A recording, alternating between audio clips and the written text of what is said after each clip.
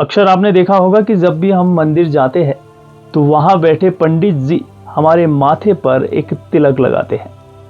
लेकिन क्या आपने कभी सोचा है कि इस तिलक को लगाने का फायदा क्या है? क्या इसके धार्मिक कारण है और क्या इसके साइंटिफिक कारण है? चलिए जानते हैं। सबसे पहले इसका वैज्ञानिक कारण जानते हैं।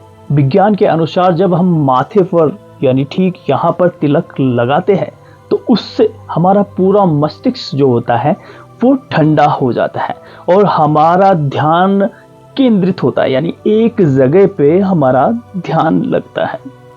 ये जो हमारी जगह होती है इसे तीसरी आंख कहा जाता है, यानी शिव जी की तीसरी आंख। हमारे दिमाग का जो केंद्र बिंदु है वो यहाँ पे माना जाता है और इसी कारण जो हमारी इंद्रियां होती है वो एक जगह कंट्रोल में आ जाती है और दिमाग शांत रहता है। इसके अलावा इससे हमें कई बेनिफिट्स मिलते हैं, जैसे हमारा कॉन्फिडेंस लेवल इससे हाई होता है, हमारे अंदर दिन भर एनर्जी बनी होती है और हमारा जो पाचन तंत्र होता है वो भी पूरी तरह से कंट्रोल में आ सकता है। शास्त्रों के अनुसार सोमवार यानी शिव जी का जो दिन होता है उस दिन अगर हम माथे पर सफ़ेद चंदन का तिलक लगाते हैं तो उससे हमारा मन अति प्रसन्न होता है, हमारा दिमाग शांत होता है, जिस कारण हमें कई बेहतरीन रिजल्ट मिलते हैं।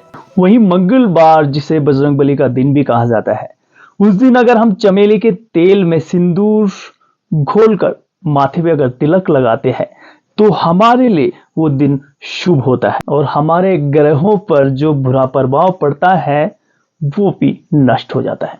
शुक्रवार यानी जो मां संतोषी का दिन होता है उसमें अगर हम कुमकुम का तिलक लगाते हैं तो हमारे घर में खुशहाली का माहौल होता है, यानी हमारे घर में खुशियां आती है, पारिवारिक झगड़े नहीं होते हैं।